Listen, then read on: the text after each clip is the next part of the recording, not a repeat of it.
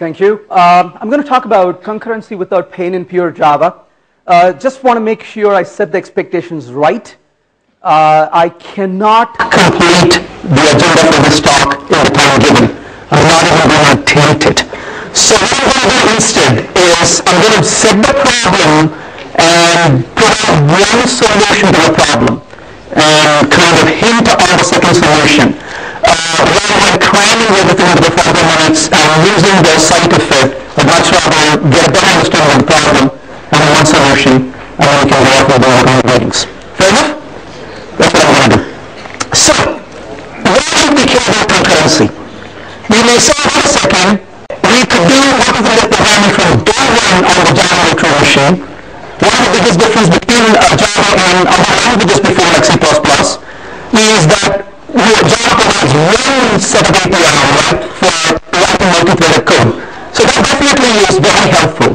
So why should we care about it? We've been writing multi-threaded code from day one. The problem is, when we write multi-threaded code, what's the first thing we learn? You learn how to create a thread. What's the second thing we learn? How to control it, how to synchronize it. And it becomes really a problem to write multi-threaded code. Now, why has this become such a big problem? Let's understand what's going on here. Strong bearing on the correctness of concurrency. In order to understand this, let's take an example. Let's pretend that everybody in this room is a thread. Alright, everybody is a thread, right? And the answer is, I'm going to pick on these two threads here. Right? What's your name, sir? Manju. Manju. Manju, right? Yeah. And Manju wants a piece of data. So the data is in the main memory. Where is that? It's right behind the block.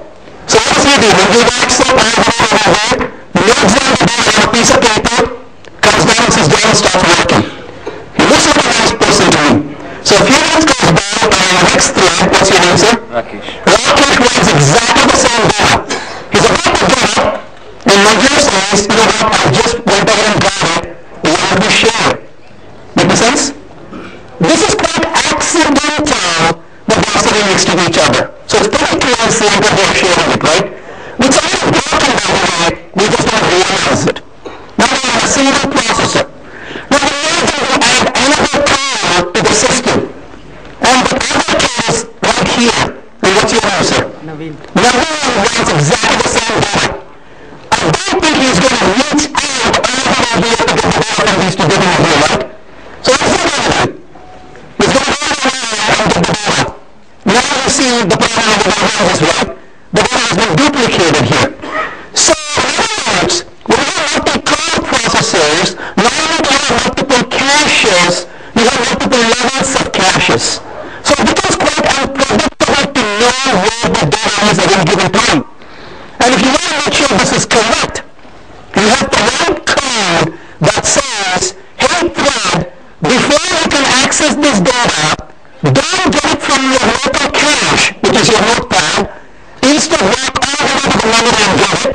Oh, by the way, once you change it, make sure you fetch it from your cache all the way to the main memory. How does that happen?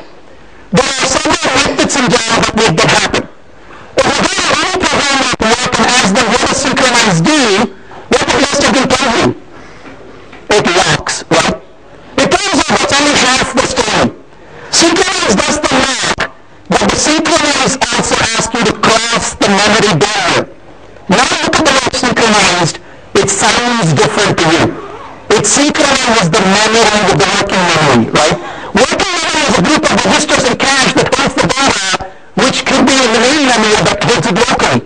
Synchronized crosses memory barrier. Anytime you access a variable app crosses the memory barrier. When you call thread.stop, thread.join, wait, notify, and several other methods cross the memory barrier. Now what happens if you forget to cross the memory barrier? That's the question, right? That becomes a problem. If you forget to cross the memory barrier, you will end up accessing data from your local memory, and this becomes an incredible problem to solve. So the problem with Java is most people have not understood the Java memory model. And without understanding the Java memory model, it is very difficult to get this right. So I'm going to go out and say 95% of the Java code out there is broken for concurrency. If you're not sure about it, read a fantastic book by a gentleman named Brian Getz. He wrote a book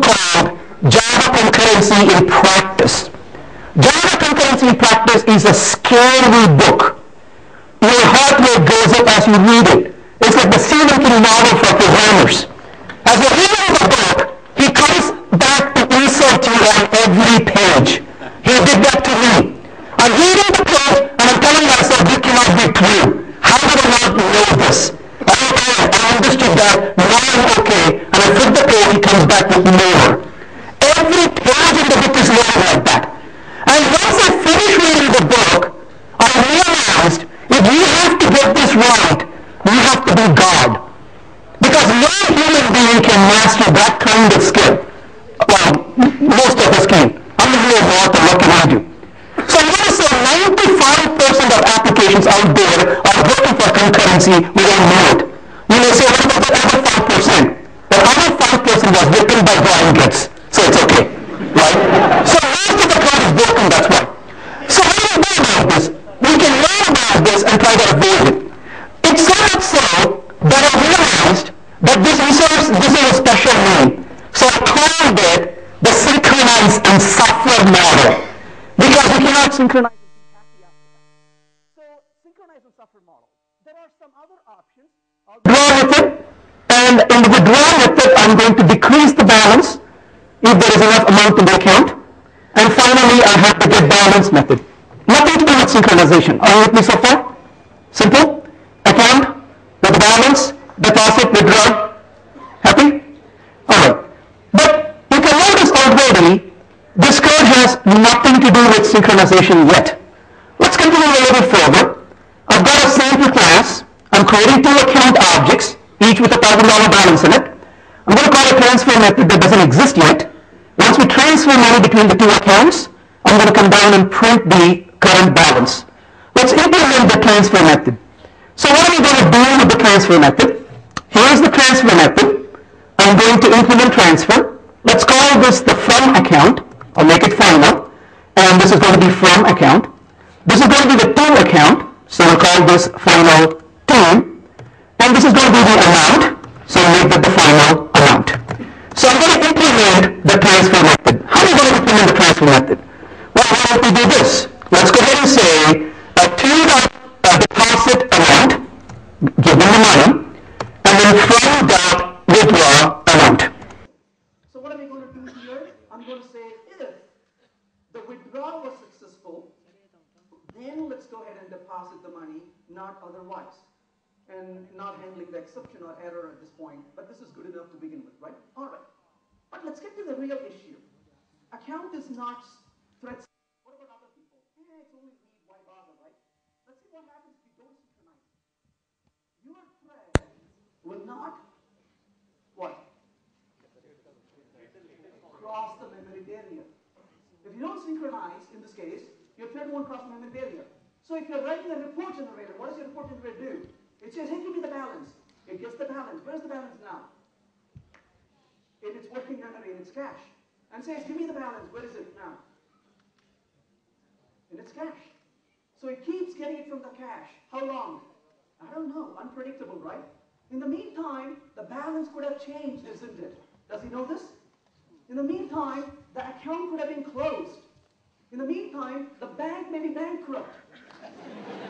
We don't know any of these happening, right? Like this guy keeps telling you, go hold this money, right?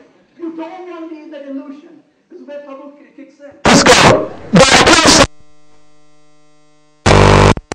Account service. Make it atomic. Oh, okay. I heard the word. Make it atomic. Let me tell you about atomic. Atomic is great for the next 5 seconds. The minute you hit this 2 variables, what happens? Don't be so, my God, this guy's threatening me. I'm going to speak. Could you please move this button here, please? This guy's dangerous, right? So what happens if you put that on? What happens?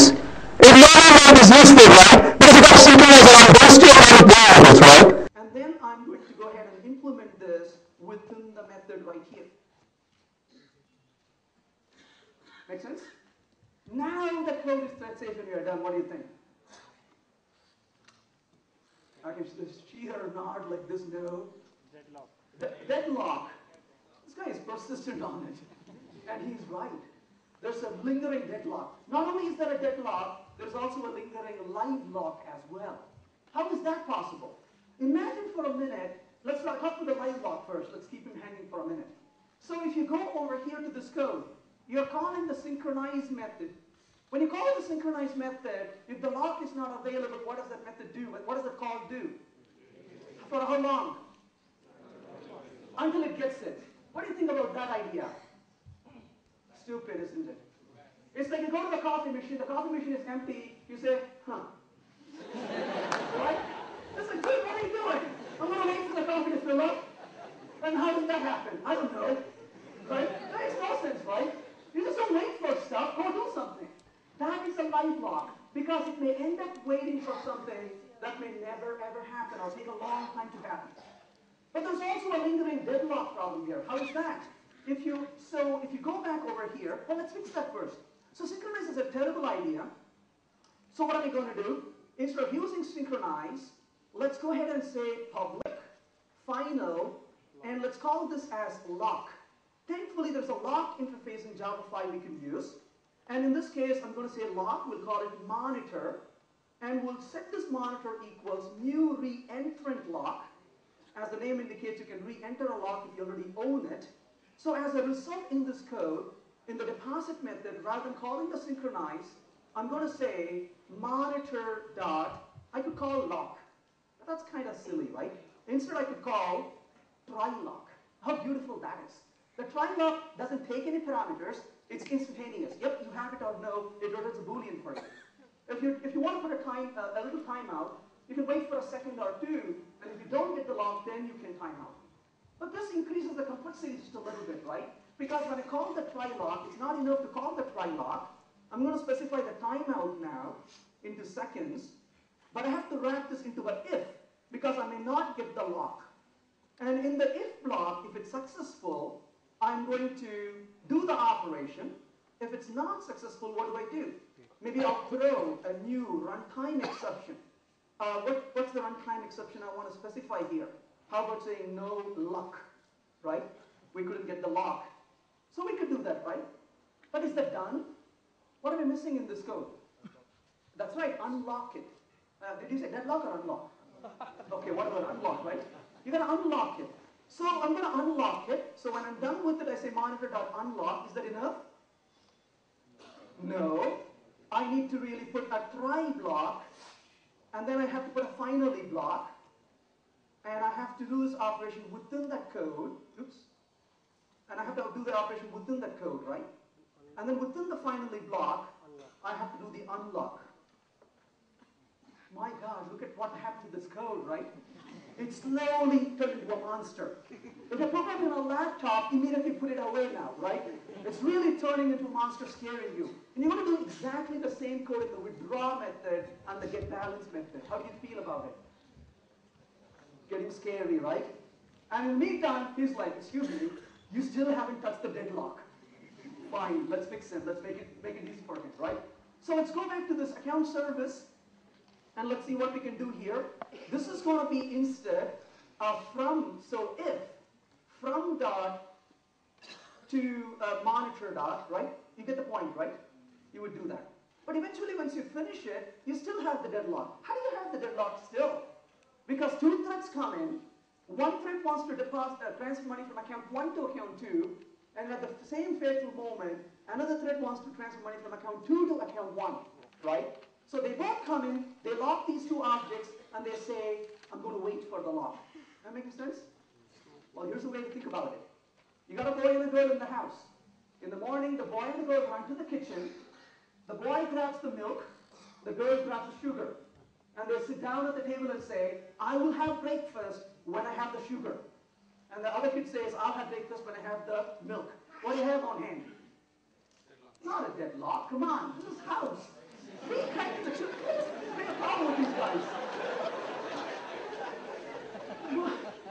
My God. This is parental nightmare. All these teenagers in this group here. It's a parental nightmare. How do you fix a parental nightmare? No smacking the kids. You impose the rule from tomorrow, right? Children, you cannot get the milk until you have the sugar, right? So what do? You impose an ordering to solve the problem. So how do you impose the ordering to solve the problem? you can say here, I'm going to first of all get the accounts. So account is going to be what? Accounts.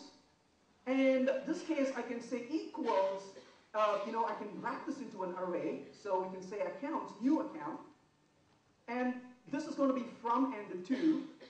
Now that they are wrapped into the account, arrays dot, we could sort it.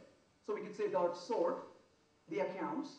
Now that we have sorted it, sure, instead of using synchronize, I would use the monitor.lock, but I'm lazy here. Accounts 0.lock. Similarly, we'll come here and do accounts 1.lock in that order, right? Again, I want to emphasize, I won't have this code. I would do account 0.monitor.try-lock, and then all that good stuff, right? Once you finish that, the code is thread safe and we are done. What do you think? You're no longer sure, isn't it? You don't have a clue, do you? How do you feel comfortable with this now? In the meantime, your boss comes to you and says, are you done? And he says, is it working? What do you in straight face say? You say, boss, I have no clue what I'm doing. Isn't that true? How do you feel about this? Terrible, isn't it? You're not sure anymore. And you scratch your head until the hair falls off. And you're like, what am I doing here? Is this really working? And you no longer are sure. The other day I wrote a concurrent code. I started going in the car to home. Now I know not to do this. Think of the code while driving. And I realized, oh my God, did I synchronize properly? I rush home, log in, only to find out I do have synchronized in the wrong place. How scary is that, right? So what happens? I got an email from a guy, poor guy, he said, I have an application and we have, it was working fine for 5 years. We deployed it on a multi-core processor last week and all hell broke loose. He says, don't tell me to do the right thing. I know what it is and I cannot do it. Tell me the quick fix. How do I make this application work fine on this multi-core processor? I told him it's very simple. Walk up to the machine and turn on one of the cores. Your problem is gone, right? We cannot quick fix these problems. So let me summarize what we talked about. If you forget to synchronize, or you synchronize at the wrong place, the Java compiler gives you a clear error, correct? No.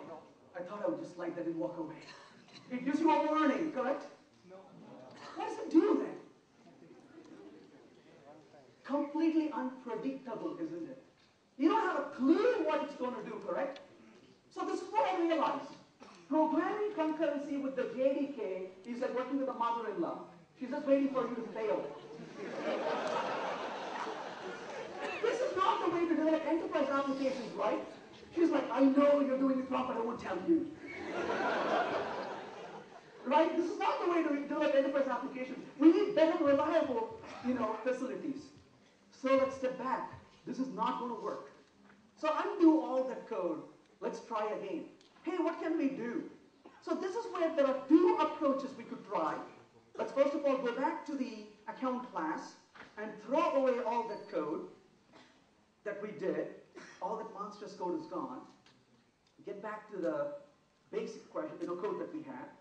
And now we can consider two approaches. Quickly, let me talk about both. Then I'll spend only time on STM, software transaction memory. So what's the problem here? The problem here is we're dealing with shared mutable variable. And the minute you bring shared mutable variable, all these other problems come in and you have to deal with it. So what you want to do is to avoid shared mutability. But there are two different ways to do this. One way is what software transaction memory does in a very bold step. It says, bring it on. Bring the shared mutable variable, and I will show you a way to do that, it says. We'll see how that works in a few minutes. The other is the AKKA-based concurrency model, where it says, let's not have a shared mutable variable. What AKKA-based concurrency does is, what I would like to call as, it has what's called isolated mutability. Isolated mutability is where a variable is mutable, but only one thread can ever access that variable. Unfortunately, I won't be able to talk about AKKA-based concurrency here today because there's just not enough time to do it in this talk. I'll let you read up on that, but I'll just look at STM, software transaction memory. What does STM do? Software transaction memory was actually been around for a while, but this was introduced on the JVM as part of a language called Clojure, and Clojure was a language written by Rich Hickey, and it implemented STM, software transaction memory. What does STM do? STM says we are going to make everything immutable. Well, almost everything. So STM has two things. It's got a separation of state from the identity.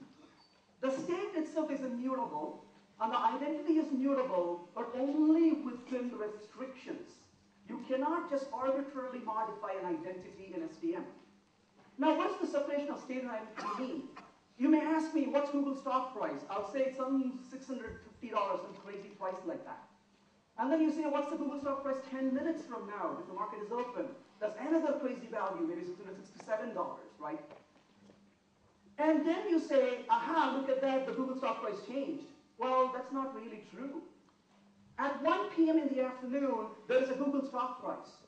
And that stock price is historic, never ever going to change. You can come back 20 years from now and ask, what was Google's stock price at 1 o'clock on that day, and that price will never change. At 1:10, there's another price, right? At every minute, there's a different price. So think of me as the Google stock identity. I point to a current value. As time goes on, I point to a new value. None of the existing values change. The states are immutable. The identity is changing. Am I making sense? So you separated the state from the identity. You say, that's cool. Here's the state. Two threads want to get access to it. How many locks should I hold on it? 0, because it's immutable, cannot change. Hey, what about me, the identity? I need to make sure my change is protected. This is called a managed mutable identity. What does a managed mutable identity mean? You cannot arbitrarily change it. When you're trying to go and change this mutable variable, if you try to change it right away, what does Java do, by the way, if you change a variable without synchronization? What does it do? That's exactly right. You don't have a clue, right? Whereas STM says, if you modify a managed mutable identity without entering a transaction, it does 3 things. First, it will scream with an exception. How dare you touch me? It will slap you on the wrist and will call your parents and report. What kind of child did you bring up? Doesn't even know how to write concurrent code, right? So it basically protects the managed mutable variable. You cannot touch it unless you enter a transaction. You say, all right, that's all nice, but what's a transaction then? Well, the first thing is now it is deterministic, right? It's not unpredictable. Either you're in a transaction or you're not. Now what happens? Now you're in a transaction. 2 threads enter into a transaction, in their own transaction. They both are running. They both modify a variable. Closure doesn't do anything. STM doesn't do anything. Just watches it over. And they both finish. They were working with 2 different objects. No problem. End of story. They both complete. They both succeed. No locks were explicitly being held.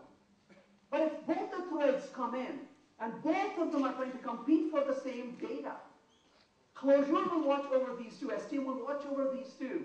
And as it runs, if one of them finishes the transaction, its data goes from the working memory to the main memory. The other transaction immediately is intercepted. The other thread is intercepted and said, I'm really sorry, you cannot complete because the other thread finished. It'll grab this transaction by its collar, bring it back to the beginning, drop it and say, please start over. Automatically, you don't have to write a single line of code. When the transaction starts again, what is it going to do? It's going to cross the memory barrier, right? So it gets the fresh data from the main memory to the working memory, makes another attempt. If there's no other thread competing, it finishes. If in the meantime another thread competes, one of them will succeed and the other one will retry. It retries a maximum of 100,000 times. I had a guy the other day, very eager. He said, excuse me, what happens after 100,000 times? That's called bad karma. Give up. No point keep trying like that, right? You've tried 100,000 times, go home. This is not meant to be, right? So it basically, you can configure those things, but that's really not the concern here, that you are really given a chance for concurrency. Let's see how this is going to work. So if I'm going to go back over here to this code, and let's look at an example here. So here I'm in Clojure. I'm going to define balance, for example, as 0. I want to print the balance. I say, hey, print me, what's the balance, please? It tells me that the balance value is 0. I'm cool with that, right? Now I want to change the balance. Oops. There is no syntax enclosure to modify the balance because these are values. They are immutable. The language doesn't give you a syntax to do it. Isn't that beautiful? So you cannot modify it. Well, what if I want to create an identity? Sure, you can do that. So now you can go back and say, hey, can I create a reference, please? This is the managed mutable identity that I talked about. When you run now, notice it's a ref object. I can dereference it. I can say, please, tell me what value you have, please. I want to know what you have, what you contain. It says it's got a value of 0, right? I'm going to try this one more time. And this time I'm going to say, ref set the balance to a value of, might as well put a lot of money into it, right? What are they not doing? I'm not entering a transaction, right? Notice what happens now. It gives me an exception, predictable, right? Illegal state exception. No transaction running. It clearly slapping on my hand. I think that's my mom calling me, right? Saying, what kind of code are you writing? Because you know you have to enter a transaction before you can change it. So notice how deterministic this is. So now I have to enter a transaction. How do I enter a transaction? It's very simple. Do sync. And I've entered a transaction. And now, after this is over, I ask him to give me the current balance. And notice the current balance has been modified to the amount that we are interested in. So closure protects all of that. You say, hey, wait a minute. This is all nice, but I did read the title of the talk before I came here. And the title of the talk said, Concurrency without pain in pure Java. You've given nothing but pain so far. And now you're not even showing us pure Java. Right? This is unfair. Well, guess what? When Rich Hickey wrote this in Clojure, take a wild guess what language he used. Java. So you can use this from Java. How many of you use Hibernate? Everybody. How many of you use, what else can I ask? Spring. Right? So you already have 100 jars in your class path, right? What difference does it make to put one more? It's called the closure.jar. Right? Not a big deal, right? Throw in closure.jar in the class path, and now you're ready. Let's do that. So notice what I'm going to do. I go back to this code, and I'm going to say, this is going to be ref. Look at that. We are in Java, right? Pure Java, right? So I came back to Java for you, just for you, and I'm going to remove the pain in the next 7 minutes. Next timeout already? No, right? All right. I mean, these guys are really angry because they're living in the pain if you say timeout right now. Don't do that, yeah. So it's closure.lang, right? So we can pull in that. That's our managed reference, right? So we pull that managed reference, and what am I going to do here? In the constructor, I need to set the balance, isn't it? So I'm going to say balance, what do I say here? Equals new ref.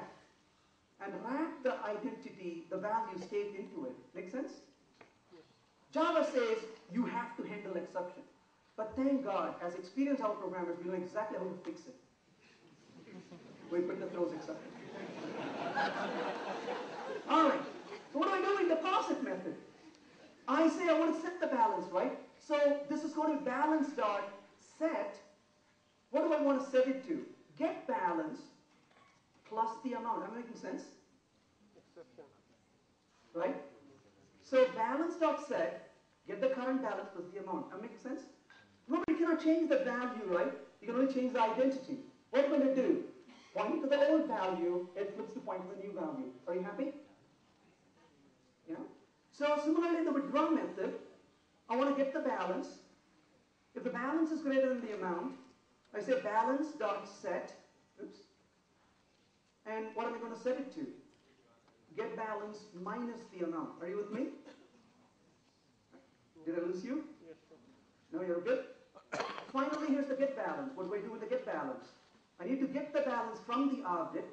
You call a method called draf, which gives you an integer, and you can draft that into, return the integer out. Happy with that so far?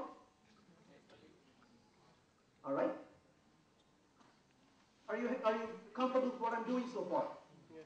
Yes? Yes. All right, 10 minutes, all right. So what do we do in the account service? In the account service, I'm just calling these two methods, right? What did I forget? Transaction. Let's forget it for a few minutes and see what happens. You know what Java does, but let's see what Java does now when we use STM, software transactional memory. So run the code, let's see what happens. Oops. Stop that. So what does it do? You see that? Illegal state exception, no transaction running. Happy? Yes. Nice, isn't it? Deterministic.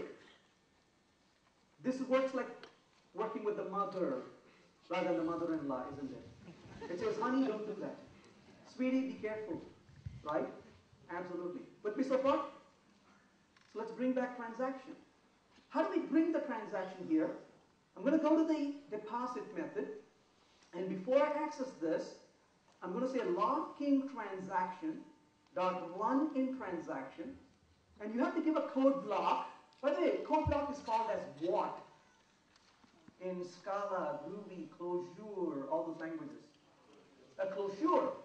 The good news is Java will have closures in Java 8, isn't it?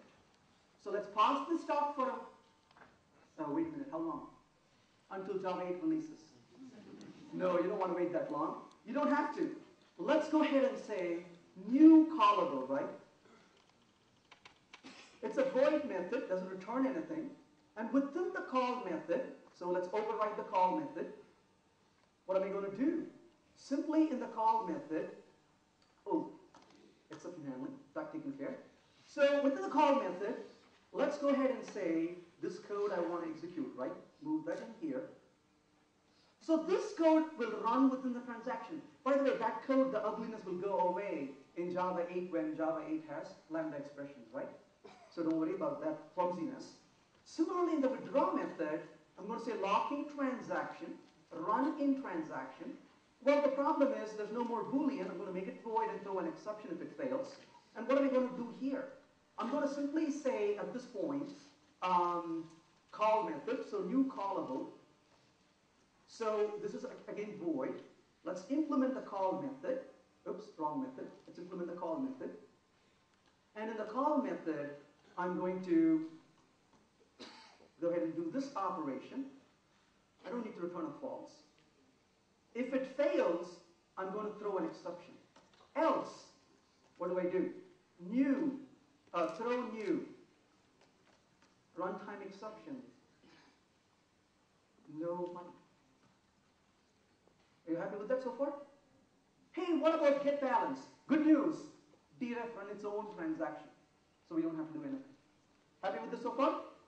But we also need a transaction in the account service, isn't it? So let's go back to the account service. And here, let's go ahead and say try. Locking transaction, running transaction. Implement the new callable, which is going to be void again. So this is going to be the call method. Again, I'm going to implement that code within that call method. It's possible that it may fail. What do? So find it in here, we'll put a catch, exception, and if it fails, output the exception. So we're almost there. What's the problem? What's he complaining about? Oh, no more if, right? Because we are throwing exception if it couldn't succeed. So, in fact, let's be bold. Let's trust these people. Give them the money, and then go to the other guy and get the money. Let's see what happens. Are you with me so far? Yes? Yes. All right. So let's go around this. What happened? There you go. Notice. Now we have 500 and 1500. With me so far? Questions? You're okay? Let's do one more thing. This won't be over until we mess this up, right? So, let's do one more step before I get to that. In the deposit method, I'm going to say, after I put the money into it, I'm going to say, hey, add the money, output, deposited amount. By the way, this is a bad idea. You should never print anything within this method. Can you tell me why? It's a transaction. Because the transaction may be rolled back. Thank you so much. Correct? In other words, the code that runs in a transaction must be what? Pure. So things you should never do within this code. Don't do what I do here. Things you should never do within this code. Printing to the terminal. Because that may get printed several times. That confuses you, right? Don't print to terminal. Don't write to the log files. Don't write to the database. Don't send email to the customers. Congratulations, money has been deposited, followed by, oops, never mind that. Will not make happy customers, right? Then you got the support expense. Well, we're using STM, by the way. That freaks out the customers. Don't do that, right? Are you okay so far? Let's run this and see what happens. So 500 and 1500 shouldn't be much different except printing that message just for our sake. So run the code. It says deposited 500 and the money got transferred. Let's go one more time. And we'll tell this guy, hey, I've got news for you. Would you please transfer 5,000? What do you think is going to happen? Before we run the code, let's see. Neither one of them have 5,000, right? So you go into transfer. You are entering the transaction. You go into the deposit method. And this guy says, I am rich. He gets 5,000. But remember one thing, transactions run in a cone of silence. If the cone of silence is broken, the transaction is going to be aborted, right? Rolled back. Yeah. So this guy is so happy. He says, I'm rich, but he cannot tell that to anybody yet because he's in a cone of silence, right? So you finish this deposit, you leave this method, you go back to account service. What does he do? He calls the withdraw, but remember he is in the outside nested transaction, isn't it? He goes into the withdraw method, and in the withdraw method, what does he do? He says, give me 5,000 please. He's like, are you crazy? I don't have any money. So his transaction fails. Yep. And as a result, what happens? That transaction should be rolled back. Yep. If I did not put the message, you won't even see it, right? Yep. But I put the message just secretly for us to see. Let's see what happens, just to kind of get a feel for it, right? So let's go around the sample here and see how this looks. Run the code. Notice here, deposited 5,000. He reports no money. When you come out of it, they both have exactly the money that they started with, $1,000. Isn't that wonderful? One more minute left. With me, does it make sense? That is software transactional memory, and you don't feel the pain anymore, right? So that's Java. We kind of cheated a little bit. Rather than using JDK, we reached out and used STM from within Clojure. You can do that, or you can use multiverse. There are a few implementations of this, because in the Java system, ecosystem, we can never take one solution that works, right? There's got to be 7 solutions. So you can use any of them as and when they make sense. Different versions, different solutions give you different configurations. And I hope you found that useful. Thank you. Drop dead at 45 minutes from now, wherever we are. Or we can keep going until we finish the topic. What do you suggest? Finish it? If you do have to leave, that's perfectly fine with me. You will not offend me at all. Right? I know people have to take care of stuff. So anytime you want to walk away, do. And as long as there's at least one person other than the cameraman. Well, even for him if he wants to, right? I will continue to talk. Fair enough? All right. Best time to ask a question is when you have it. So don't wait till the very end. Just any time is a good time. Ask questions, make comments. Just about anything is good. All right, so why Scala? Scala is a statically typed language. It's a language that helps you to write less code. You say, wait a second, we are programmers, we want to write more code. I agree. but write more useful code. That's the whole point, right? So Scala allows you to write more useful code, removes ceremony, right? That's one of the nice things. It's a language that is statically typed. So what is Scala? It's a statically typed language. It's a language that allows you to use functional style of programming. So it's usually called as a hybrid functional language. It's a language that compiles down to bytecode. So you're able to use the Java bytecode. You can use Scala C compiler and compile it down. And so it's a statically typed language, hybrid object-oriented, fully object-oriented rather, sorry, and hybrid functional language. It's fully object-oriented. What does that mean, it's fully object-oriented? You can do something like this, which you cannot really do in Java. Not that this is a big deal, but this kind of has repercussions to other things we do.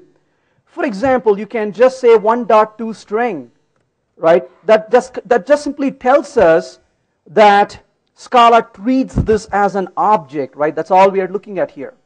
So that's basically telling us that the one itself is nothing but an object if it wants to be. But the beauty of this is, not sure why this is still spinning. There we go. I did something wrong here. Interesting. Not sure why he wants the internet connection in this case. So that's the beauty, right? It's able to use the toString on the object. Let me see if the wireless is, it's connected. Not sure why he's complaining. All right, we'll figure it out. So, all right. Node name. So say that again? Right, I'm not sure why he's even reaching out to that. So for some reason, let me just turn this off and turn this on.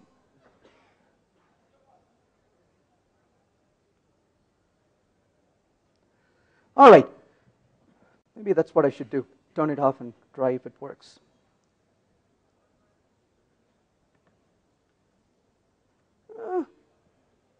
Murphy's Law, right? All the evil forces that doesn't want the Scala code to work. Not exactly sure why he is complaining. Let me switch over to the command prompt and see what the real message is.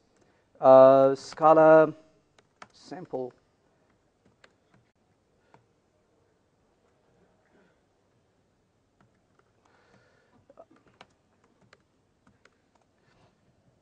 All right, so he doesn't want to for some reason. Something is messed up. He doesn't even have to go out. It did? Has gone down? Is that what you're saying? Right, but I don't think why he should go to the network. I've disconnected now, so he shouldn't really need it. So, not sure why he's asking for it. All right, let's see if we can compile this down to the bytecode level.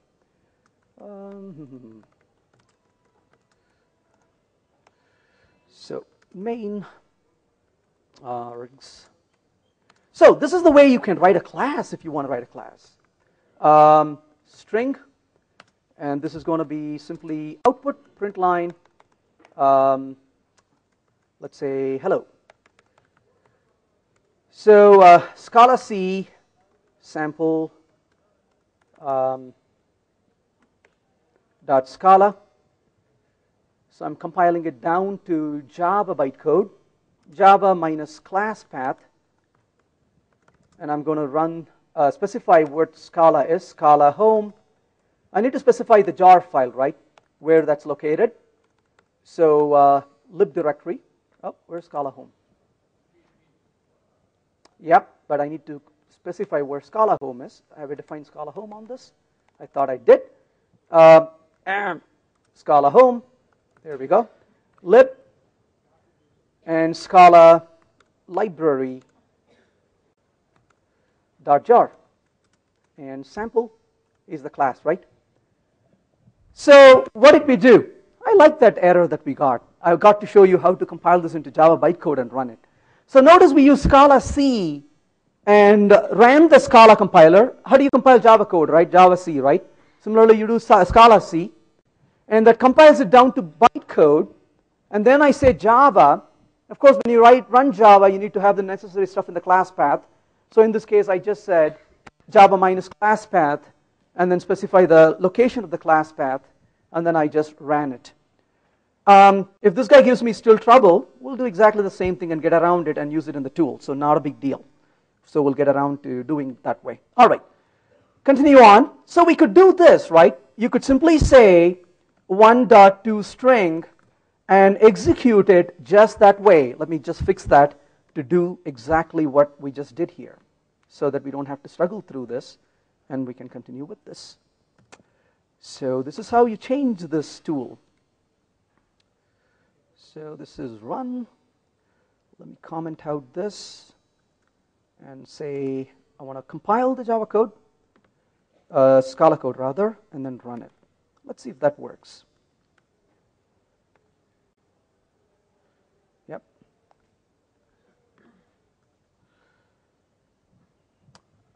It should be an object. We can fix that. So object sample, define main, little glitches, right? Args, array, string. And what am I trying to print here? Print line 1.toString. There we go. All right, we're back on our feet with this. Let's not worry about the other problem. So what am I doing? It's fully object-oriented. It gives us a functional style of programming. What does that mean, functional style of programming?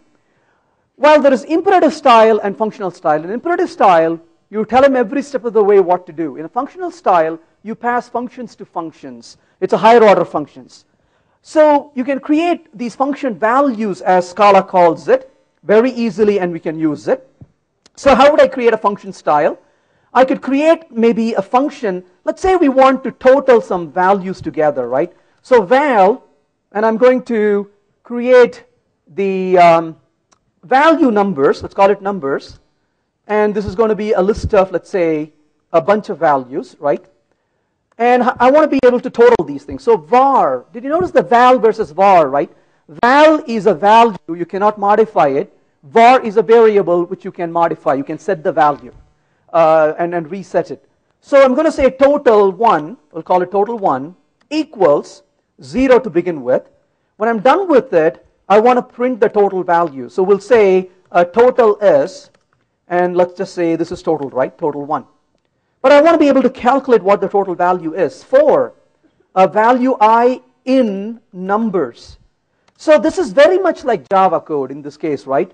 In Java, what do you say? You say type, you would say int I, so you didn't specify the type, and then you would have said a colon. So this is really like Java in this case, right? Not really that different. So this is purely an external iteration at this point. So total 1 plus equals I, this is the value that I want to total. But what's happening at this point? The first thing you notice here is that I don't have semicolons, right, in each of these sentences. What's he complaining about here? This is a function I'm writing, so open up the curly bracket, didn't notice that. There we go. So this is basically a function we are writing, and we total the values and we print it. So as you can see in this case, total is 15. We're not using semicolons because semicolons are optional in Scala. How many of you think semicolons are necessary? Not anybody, right? I've got to prove that semicolons are evil. Look at your hand. The little pinky is shorter than any other fingers, right? Because it's taken years of abuse. Every time you hit the semicolon, it feels so bad. All the other fingers are doing useful work, and I'm here sitting the stupid, semicolon, right? So when you start programming in Scala, the pinky kind of becomes a little shiny, right? It feels emotionally better. So you don't have to put all those semicolons and waste your effort. So we put this variable loop through it, but this is imperative style. But I want to take more of a functional style where I don't have any mutable variable. How can you total stuff without mutating any variable, right? How could this be possible? Let's take a little experiment to learn how this will work. Imagine I have post-it notes, but these post-it notes are very special post-it notes. You cannot modify these post-it notes. They are write once post-it notes. And on this post-it notes, I'm going to put a 0 as a value. I'm going to total everybody's, total of everybody's age in this room. And the way we're going to do is I'm going to start with her. She's not smiling anymore. No, I'm not going to ask you your age, right? And I'm going to give her a Post-it note with a 0 on it, because that's the age of everybody I know so far, right? And what does she do? She takes 0 and adds to her own age. Oh, wait a minute, but she cannot change that Post-it note. What are her options? Create a new one, right? She creates a new Post-it note, puts the age on it, passes it down to the person next to her. And what does he do? Receives the Post-it note, adds his own age to it, passes it down, and as we go through it, eventually way at the top, the value I receive will be the age of everybody in this room, or a floating point exception, one of the two, right? No, just kidding. Just the value that's a total, right? That's what we're going to receive on the other end. But notice what we just did. We are not mutating any value at all. We're simply passing this value as a chain through the code. Am I making sense? But look at the beauty of this now. If that's what we are doing, I could go through sequentially, row by row, and eventually get it. Or each of you can start this on each of the rows. And the people only in the aisle could run another number, and we can shorten the time to run through it. Because we have no mutability, we have the flexibility to change these a little bit easier. So because of immutability, we can easily compute the total, right? Let's put that in code. How is that going to look like? So here's the Scala code to do just that. I'm going to say numbers dot fold left, for example. And this takes 0 as the initial value. What's that 0? That's the initial Post-it note I passed down, isn't it? And this takes a function as a parameter. So this function is the second parameter that you just put outside of this. This itself takes 2 parameters. This is the carryover from one person to the next person to the next person to the next person, right? And E is the value of each of the elements in the collection. And we return C plus E. So this anonymous function, known as function value in Scala, is going to be passed to the fold left method. What does the fold left method do? It calls this function the very first time, binds the variable C to 0, and binds the value variable E, or value E rather, to the first element in numbers. It returns C plus E, it grabs that result, turns around and calls the function one more time. But this time, it's another value C, which is bound to the result of the previous call. E is bound to the second element. That is totaled up, takes the result of it, calls the function one more time. This time, C is bound to the latest result from the previous call, and E is bound to the third element in the collection, and this goes on until it finishes. Am I making sense?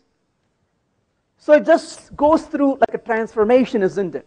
So when we are done with it, I want to know what the value is. So value total 2 equals, and I'm just going to print the value here.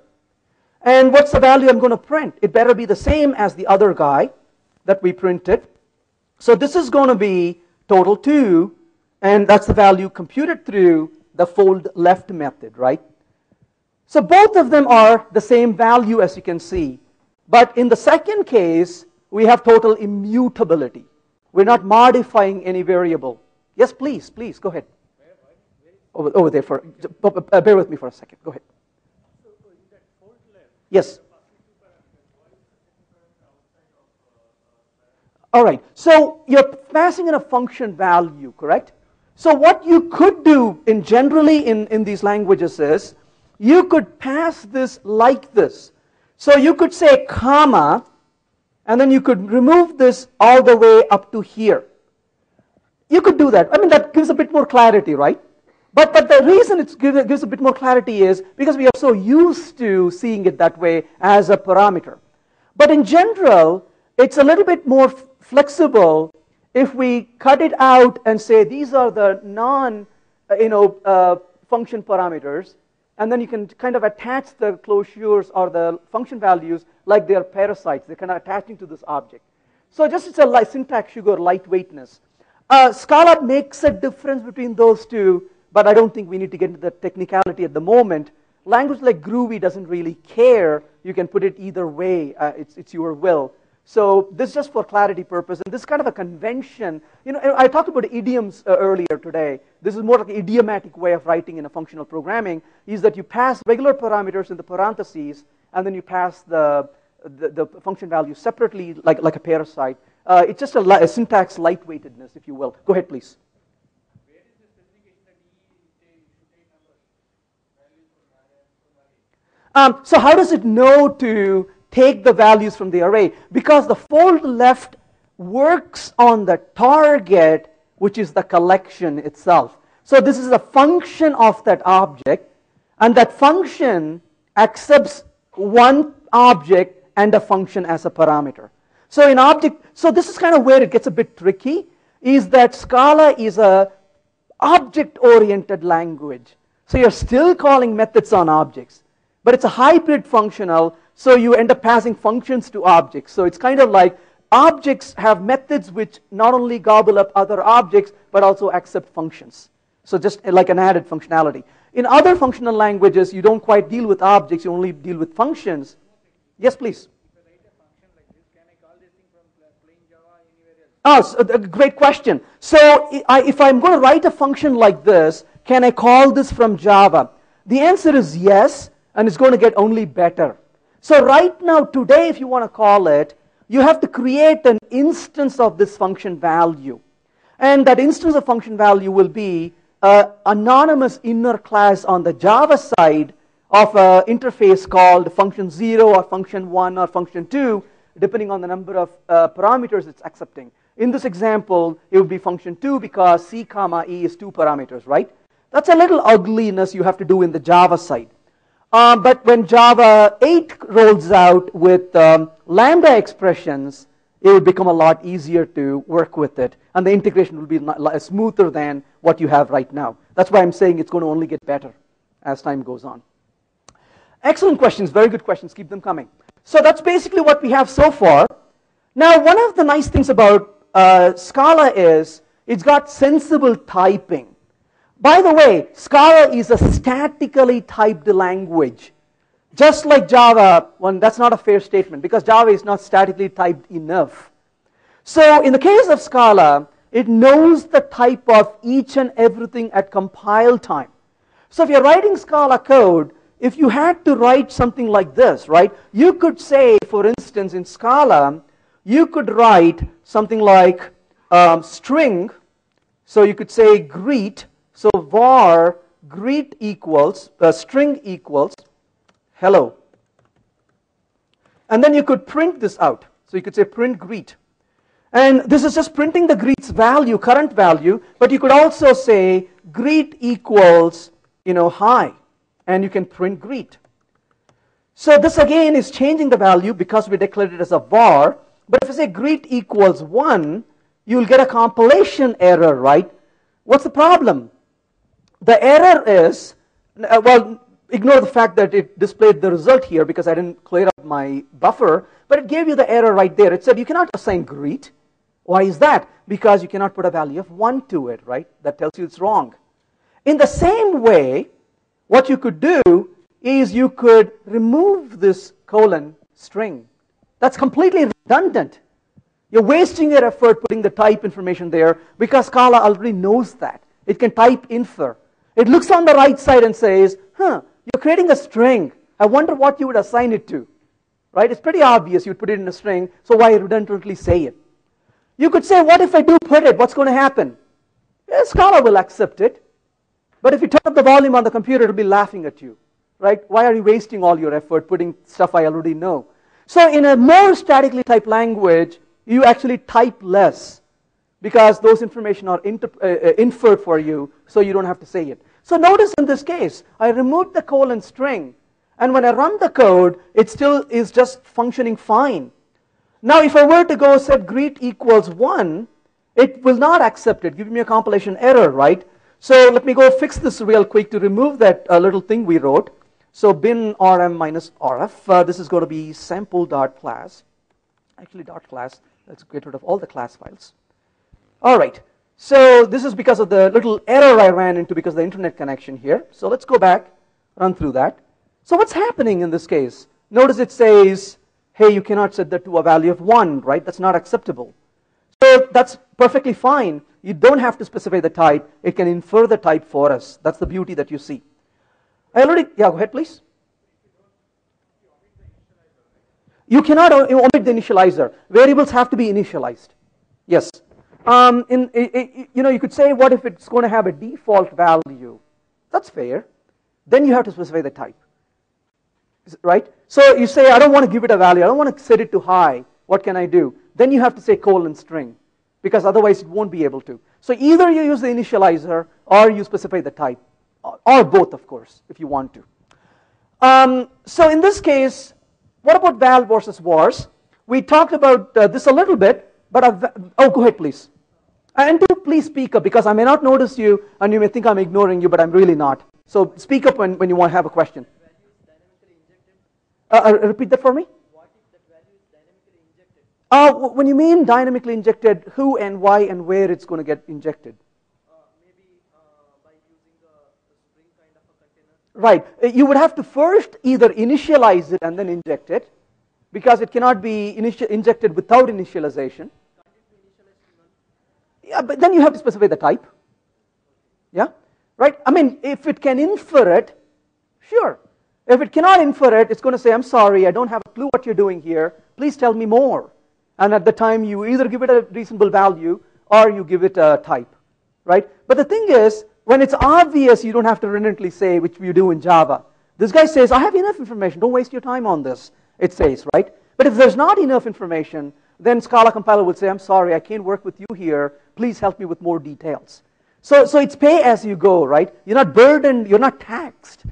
And so you can kind of use that, that's a benefit. So val versus var. So you basically, when you declare a val, oh, please, yes.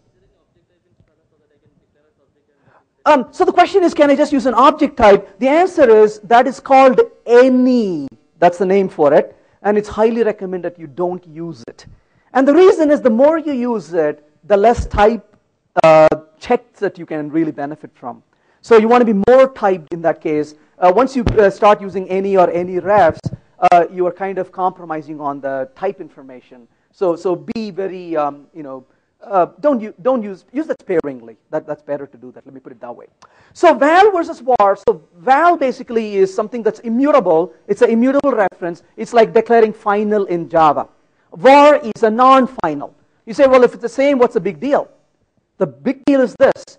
You can grep for var in your source code, right? Run grep, look for vars. How do you grep for not having final? That's one heck of a regular expression you have to write, isn't it? So this is easy to look for, right? Quickly you can do a grep and see if it has vars, and you can scrutinize that code. Yes, please.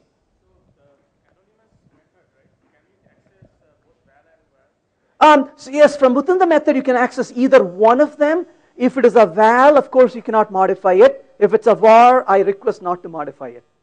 You can still modify it if you want to. But you want to be, as much as possible, do it immutable, because that can get messy. But yes, you can modify it if it's a var. Both of them you can access. So essence versus ceremony. There are several things in Scala that are optional. Let's think of a few things that are optional. Like what? Semicolon, return, parentheses. Hey, what about parentheses? Let's take a look at an example here. When I'm writing this code, I have said print line, but I can also say console print line. I don't have to specify the parentheses. I can drop it. So if it's able to figure out fairly good amount of details, you don't have to even say that. So semicolon is optional, return is optional, parentheses is optional, class is optional. I'm able to run it just as a script. So it doesn't burden you to write classes, right? So all the things that you don't need, low ceremony, you don't have to write any of those. And that is the beauty of this. It doesn't require those things. Okay, and there are optional items like I talked about. But let's continue a little further. I want to do recursions, because how many of you like recursions? Yeah, we all do, right? You can impress your friends with it. They look at them and say, he can write recursion, right? He can call a function that calls itself. That's really cool, right? Absolutely. Recursive functions are awesome. The first day I found recursion, I was so excited until I went to school. And my professor said, bad boy, don't do it. Why? What's his problem? What's wrong? What was that? Stack Overflow, right?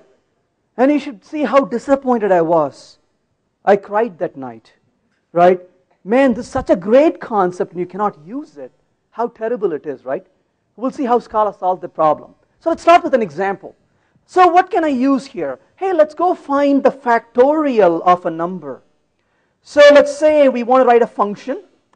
Let's say this is factorial. And what is it going to take? It's going to take an integer. We'll say n, which is an int. And what is he going to return? It's going to return an int. And we'll write this as a recursion. If n is equal to 1, I'm going to return n. Else I'm going to return n times factorial of n minus 1, right? Pretty simple. Let's try that. So I'm going to call this one here. And what do I send to him? Factorial of, let's say, 5. What's the factorial of 5? 120. Okay, so right there is 120. You can see it worked. But let's get a little greedy on this. I want to find the factorial of that. What's going to happen? Stack Overflow exception, isn't it?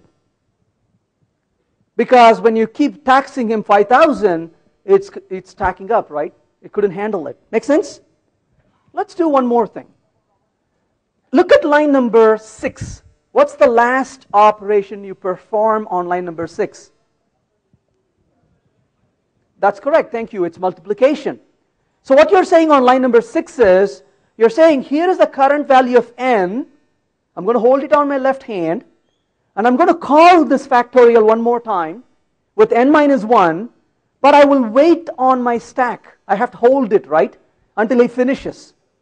And when you call into him, he says, I'm going to hold the current value of n and wait on it in the stack until the next call finishes. So you're building up the stack, right?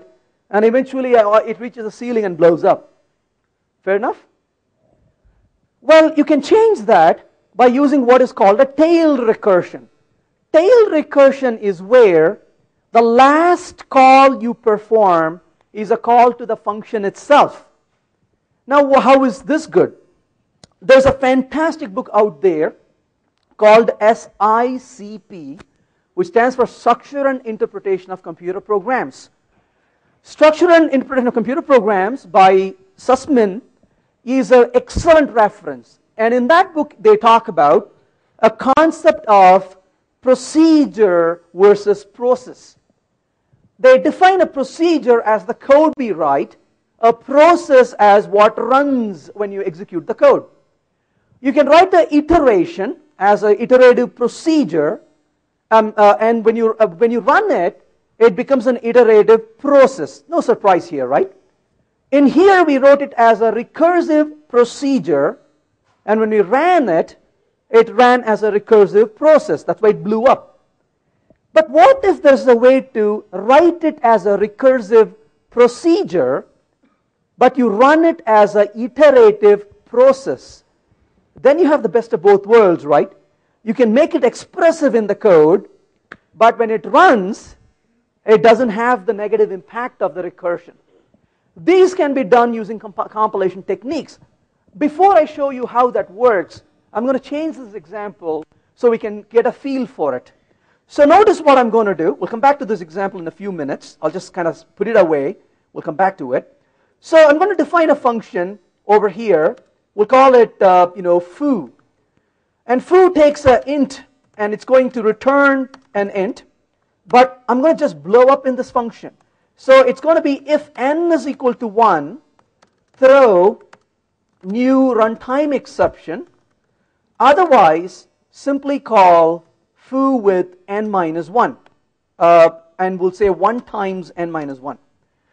So now notice, I'm going to call foo and send a 5 to this guy. No surprise here, right? So if you look at the call stack, when it blows up, what is the call stack going to tell us? What did I do here? Oh, this is not as well. I'm calling foo with a 5. Does anybody see the problem? It did throw the exception? I didn't even notice that. It should show us the stack trace actually. No, there's something else is wrong. So what did I do here?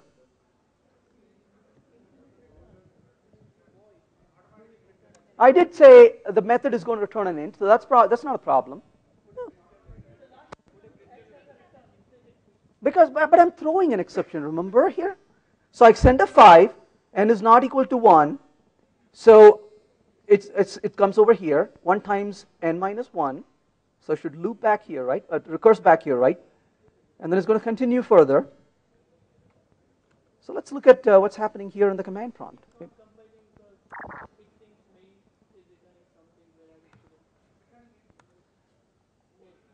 Yeah, that's fine. You're saying, oh, it should be a void method. That's what you're saying. Yeah. You're right. See, that's useful to have smart people in the room. Awesome. So let's go run that. You're right. But why did it run so far? Because print line was not returning anything. There you go. Thank you for helping me fix that. Awesome. So notice that, right? You got foo, which is 5 levels deep. Makes sense, right? You called foo. You can see foo 5 times. So the stack is 5 levels deep. No surprise, right? Happy with that? But notice the change I'm going to make. I simply go back here and I remove this 1 star. Now the call to foo itself is the last call, correct? So now if I run this, look at the call stack. How many levels do you have? Just 1 level. How is that possible? Let's step back for a second one more time. I want you to take a look at this differently. 1 star again, compile this code, 5 levels deep, go to the command prompt, java p minus c, and take a look at the sample for a minute. What does it show us? In the call in the main, in the call in foo, notice what foo is doing, right? Invoke virtual what? Call to foo itself. Making sense? Yeah? Let's go back here, remove the 1 star for a minute, compile the code, go back and look at the java p minus c this time, and notice what happened here. Did it change? This is going to be foo. Well, why is it not showing a change here? Let's make sure. That's 1 level deep. Aha. We're going to ignore your time, actually. You can leave, just like everybody else. We're going to continue on. So let's look at sample here. And I think I'm looking at the wrong place. There we go. So java p, let me go back here and fix it. So this is 1 star, right? So let's run this. And I'm going to say java p minus c sample with $, and take a look at it.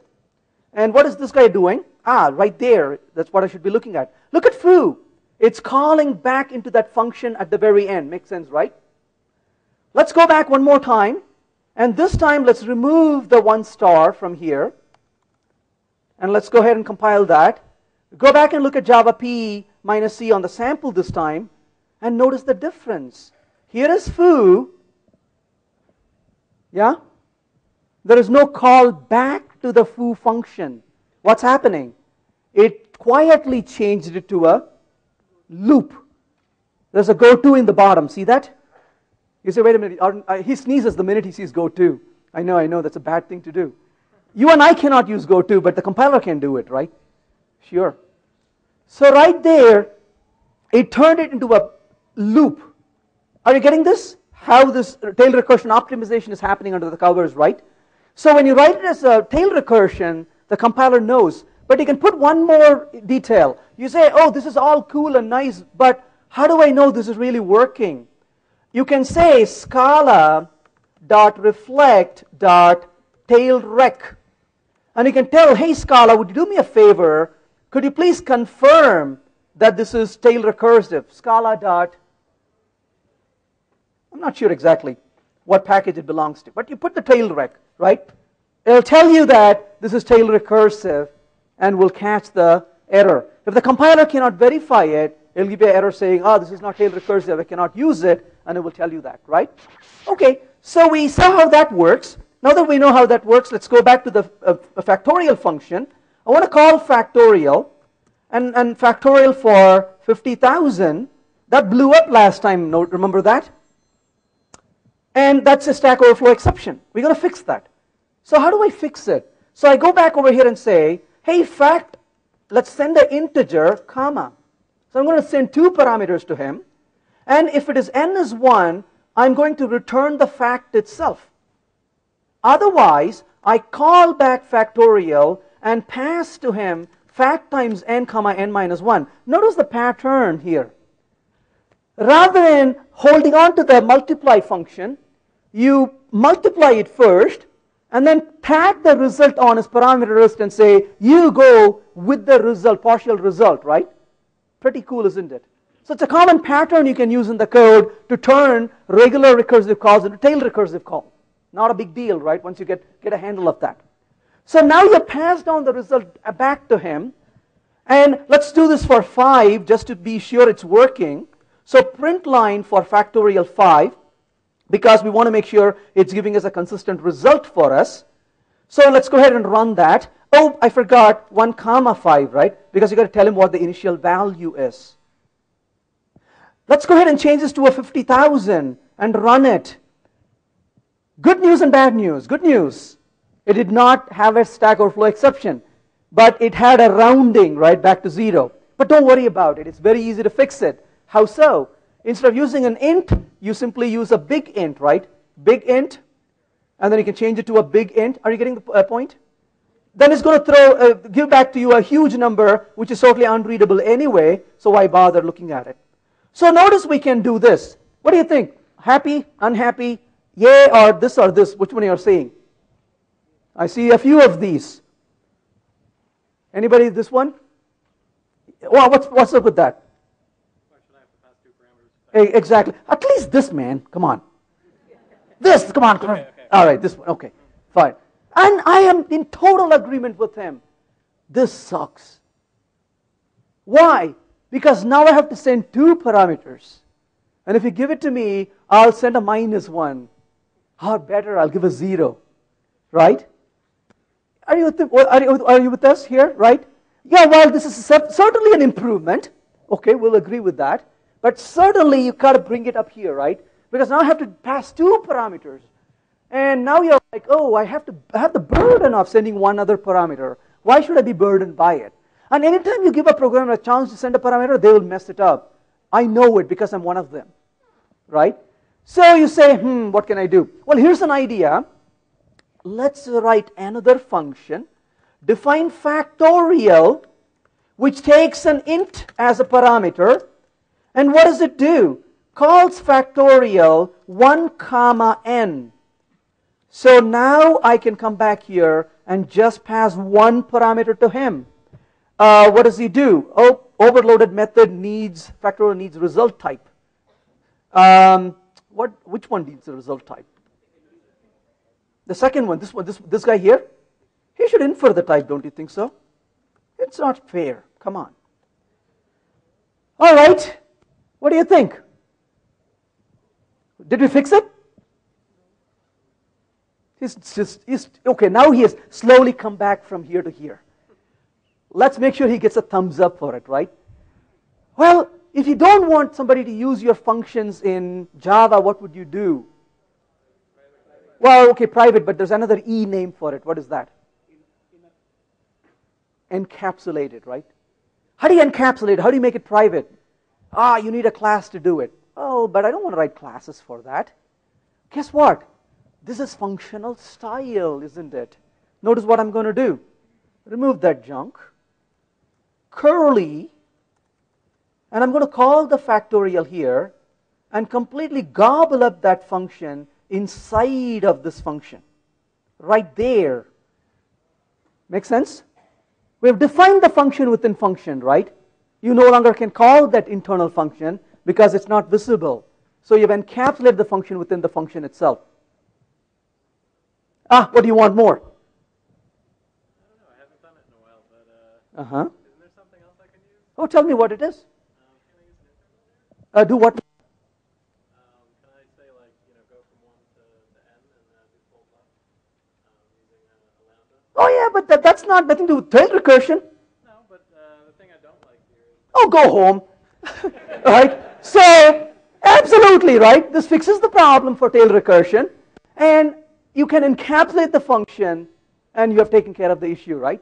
So that is the point, is you don't have to struggle through and deal with those details, and tail recursion gives you the flexibility to really have the tail recursive calls.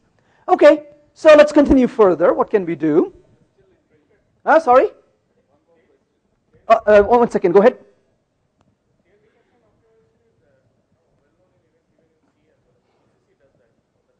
So go use it. So what's the point are you making? Java doesn't have tail optimization. JVM doesn't have it. I'm telling you it doesn't right now. Right? So if you want to do this on the JVM, how do you do it? Right? So yeah, sure, this is not a concept invented here in Scala by any means, right? But JVM doesn't have it, Java doesn't have it. That's it. That's all we're looking at, right? Sure, absolutely. Well, sorry, somebody else. Yeah, go ahead. Venkat, you're talking about readable programs, and this is completely human unreadable. Oh, you know what? You know what? Parameter which is an output. I was in Poland 2 weeks ago. Those guys have everything that's unreadable to me. So Polish is a bad language. You know what? I go out in the streets. All these quicklys you guys have. I don't know what that is. Somebody said it's Kannada, right? Kannada is completely unreadable to me. What I would like to see here is f of that number equals this when n equals 1. You know how we write factorial. Well, that's not readable. Time out. That's not about readability at all. You're talking about the style of writing that. Readability is completely different, right? That you can understand the code. So there is a syntactical and there is the idiomatic, right? So oh, agree. But remember, Scala is a hybrid functional language.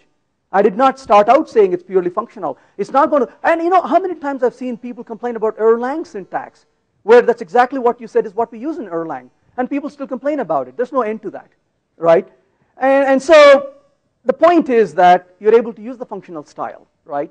So readability comes from getting used to the language. And I agree with you, right? There's a better way. And by the way, Scala also has ways to specify guarded patterns. I'll come back to that in a few minutes. Go ahead, please. Oh, very good question.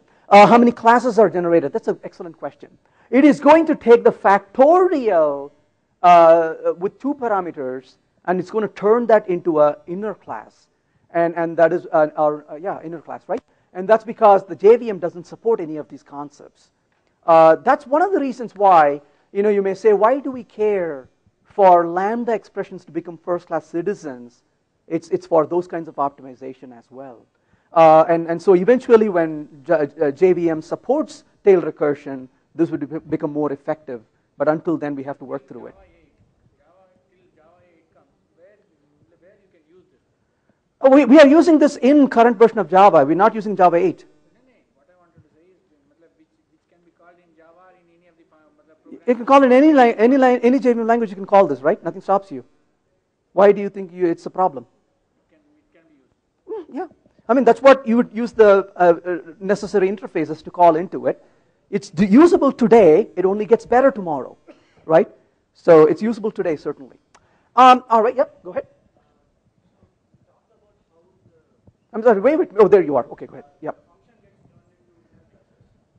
We have this keyword called object and sample. How does it get compiled into Java code? Say I want to use this object sample somewhere. It'll be just a class under the covers. So is it a singleton? Yes, it's a singleton. I haven't gotten to it yet. Yes, I'll come back to it. Yeah, we haven't gotten that far. The reason only I put object sample is because I was getting errors earlier, remember? I wouldn't even get this far. Yep, please go ahead. Maybe this is premature, but Oh, no worries. Go ahead. so far, if I look at this, right, this exactly looks to me like a Java code. Mm-hmm. Like fact colon int is int fact, n colon int is int n, colon int is int void, or or int factorial. But like this is basically reordering of what what I would have written in Java. You cannot write functions within functions in Java yet. Sure, I mean, but is that adding a lot of value to me right now? Well, it's a first-class citizen, right? You're able to pass functions to functions like the ones I showed you earlier. And tail recursion. Sure, yeah. I mean, in this example, is the only thing. That's the only focus I have here. What else do you expect me to show you here? Okay. Right? I mean, in each of the things, I can only point to one thing. And if you tell me what else, well, I'm not trying to give you anything else. I'm just showing you tail recursion, and we're done, right? So if you want tail recursion, great. If not, let's move on, right? Yeah, I mean, everything is within a context, right? And the goal is not to be different entirely and alien. It is to solve one problem. I'm saying let's solve tail recursion. We just did. And if you think you can do this in Java, let's do it, right? And the answer is no, you can't. Yes? Right. So in other words, if you put a equals, it infers the return type of the function. If you don't put equals, it assumes the function is a void function. So that's the way you specify whether it's a return type or not.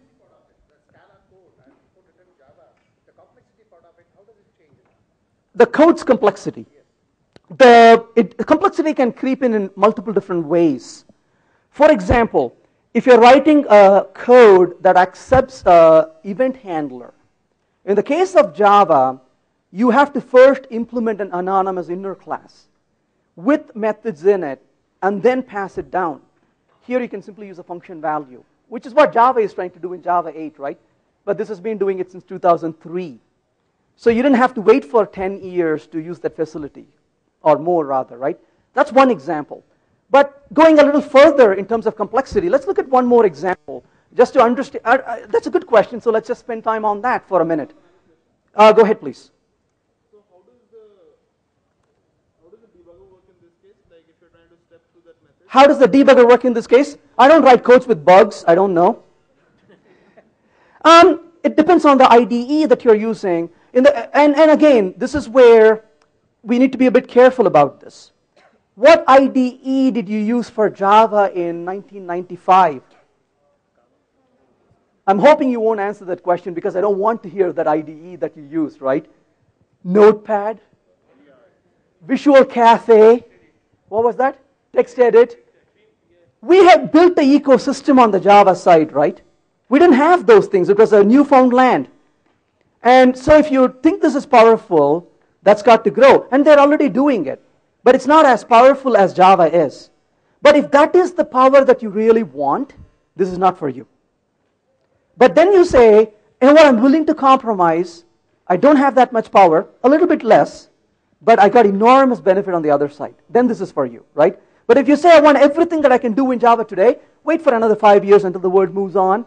They create all that for you, then you can use it. But you're not going to have that in day one, right? Or day two, rather, right? So that's where the balance is. And I don't even, if you notice, I'm not even using an IDE to write. I'm using a text editor pretty much, right? It is possible to capture line numbers along with the instructions in Python. All that will work. But you're not going to get the perfect 100% as in Java. Maybe about 90%, maybe 80%, right? So perfection is not going to be there. Let me get back to his question. So the question was, what was your question? Oh, yes. So, how does, oh, yes, thank you. So let's go give an example here, right? So let's do this. I have a variable, let's say val, greet equals, and I'm going to create an XML, right? Greet, let's say this is hello, and this is going to be greet, right? So this is it's going to end here. And I want to just print this out. Just start with this. So we're just creating, this is just one example, right? There are other ways you can see this.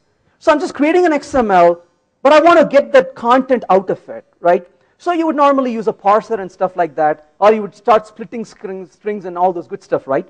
So I'm going to say greet match the greet, and I'm going to put a case on this and say this is going to be greet, and I'm going to get the content out of that, and I'm going to say this is greet.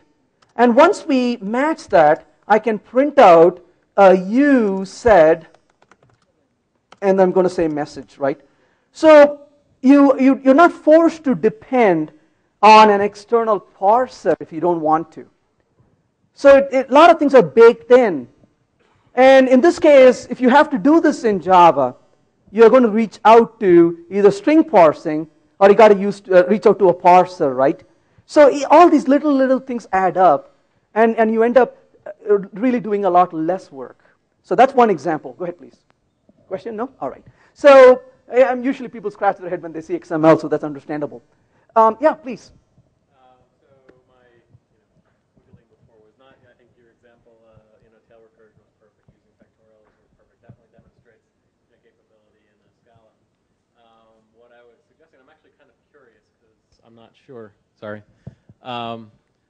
You can solve that problem not with tail recursion or recursion. You can do it iteratively, right? So yes. And that's an interesting capability in Scala as well, right? Because you've got support for intervals, right? So you can have your if statement with if n equals 1. I'm assuming you can do, then 1 to n fold left and actually use your fold left function. Instead of sum, you're going to do, product, right? Sure. Would that work? I'm in that curious. Particular case, yes. But there are other cases where, see, one of the beauties of tail recursion is... So that's why I say, like, your example's good for tail recursion. Definitely agree. So I'll go thumbs up on that. Right. But in terms of, like, factorial, I would actually write it iteratively. Right. So. Point taken. Yep. All right. So, and you can go home now. All right. So we can definitely, look at some of those.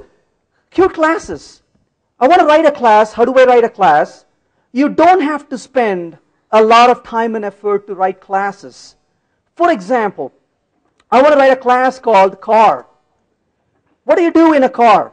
I want to say in the car, well, public car class, right? And then what do I do in here? I want to write a field, a private int year. Oh, I want to make it final, right? And then I would say private int miles. Feels like Java code, isn't it? Actually, I am showing you Java code. So then you would say public int get year. And then you would return the year, right? Return year, right? Similarly, you would write get miles. And then you would write set miles. And then you're not still done. You have to write the constructor, right? I know what you're thinking. You're protesting. You're saying, Venkat, that's not fair. I never write the getters and setters. I define the field, and I right-click. And magically, my IDE will vomit. So not only do you want a language which is complex, you want IDE that constantly vomits with you. Right? Why do all of that? Totally unnecessary, right? So notice what we can do here. We can simply say, here is my class car. Oh, by the way, how many times is your class not public? Most of the time it's public, right? No need to say that. So now you can simply say, here is the car, and I'm going to say val year is int, and var miles is int. So what are we doing? Year is a val. Scala says, I will create a getter for you. Miles is a var. Scala creates a getter and a setter. You say, aha, but I need a constructor. Done. All of that is done. I know you're worried now. You say, what do I do with my free time? Go home, enjoy with the kids. Whatever you want to do, right? No need to be writing stupid code that's not necessary. So now I want to create an object of that. What do? I can simply say here that val car1 equals new car. Let me make a mistake. Notice it's going to error. It says, hey, you cannot do that. You need to give me the parameters for it. Okay, 2012, 0 miles. And notice now, he's like a well-fed baby, right? He's like, cool, I got what I want. So that is the beauty. You don't have to write a lot of code. Now you can write methods on top of it. Please, yes, do. Go ahead. What if I want to overload a constructor? Overload a constructor, absolutely. So Scala, you're not writing a class, you're writing a constructor. That's called a primary constructor. Then you start writing what are called auxiliary constructors within the curly braces. But Scala has one rule. All the auxiliary constructors are required to call the primary constructor. And only the primary constructor can call the super. Now look at the beauty, right? It becomes like a funnel. It takes all these constructors, brings it to one primary constructor, which goes up to the base class.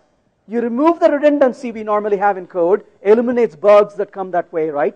So nice streamlined approach. So it gives you that capability. So what I can do here is I can have methods here, obviously, right? So now I can say define drive, and the drive method can take a distance, which is an integer, and I'm going to simply say here, print line driving, right? And we'll just say distance, whatever the distance is. Now you can come down and say car1.drive 10. So that's going to just call that function you wrote. But you can also do this. How about just say car drive 10? It doesn't care about semicolons in this context, and you can just call that. So that's the lightweightedness you see here. You don't have to do stuff that is not required at this point. All right, so that's basically about writing class. A pure OO, you can use singletons. Why? Well, how do you write static methods? Scala has no static methods. Oh, wait a minute, how do I then work with it? Realize what you're doing, right? You write a class, and you write static methods and instance methods, static methods and instance methods, and you have all of them together, and now you got to constantly switch your mind. Oh, that's static context, that's instance context. And in this process, you totally lost the so-called separation of concern. In Scala, what you do is you only write instance-related stuff in the class. I have a question. Yes, please. Where are you? Oh, there you are. Please. What about the setter getter methods actually? Right. So when you wrote the year, it gives you a getter. When you wrote a var miles, it gives you getter and setter. And you can write your additional setters and getters also if you want to. It doesn't follow the Java bean convention, because Java bean convention is kind of silly. But you can use a little annotation to produce the Java bean convention if you want to. Yes? When you wrote the initial class sample, which is basically an object sample, right? Correct. You were directly calling the factorial method without instantiating an object. Because it's a static method. So static methods go into objects, singletons. And classes have only instance methods. Now, of course, if a class needs both instance methods and static methods, singletons can also have the same name as the class. Those are called companion objects. And companion objects are singletons which also have a class representation with them. So this becomes really helpful to really separate the instance methods from the static methods separately in the code. But the beauty is you can still call them from Java if you want to. And of course, you can call Java static methods from Scala. But they want that clearer separation. That's given to you. And that's where the pure OO comes in. I'm going to cover two more topics here before we are done. Like I said, if you have to leave, you're most welcome to leave anytime. So function values, what do we do with function values? Yes, please. What are the default constructors that are created in Scala? Like in Java, we get a default constructor with no parameters. Right. What are the constructors? So when you say class name, whatever you put after that becomes the constructor. All the instance variables I put in the class, the parameter is constructed of all the parameters I have created. If you list whatever in the right after the class name, right? So if you right there, look at line number 1. You have said year and miles. Now there are two properties, year and miles, right? You can put more properties on line number 2. Those are not part of the constructor call. I could say tire pressure of the car. So on line number 2, I would say var tire pressure colon int equals 0. I start with the, or 32 rather, right? 32 psi. I can start with the initial tire pressure value, but you don't have to give it to me in the constructor. So the default, there's no default constructor because on line number 1 you said int and miles. But if you don't have that, right? And if you only said class car curly bracket, then you have a constructor which takes no parameters. Fair enough? So when I'll be creating the object of my class, then like here I have given year and miles. Right. So while creating the object, I'll have to pass two parameters. Because you have one constructor in this example. If you have another constructor, which is the auxiliary constructor, then you have two ways to create this, right? With the parameters the primary constructor wants, or the parameters the auxiliary constructor wants. Absolutely, yeah. So it feels a lot like what you do in Java, just a different syntax.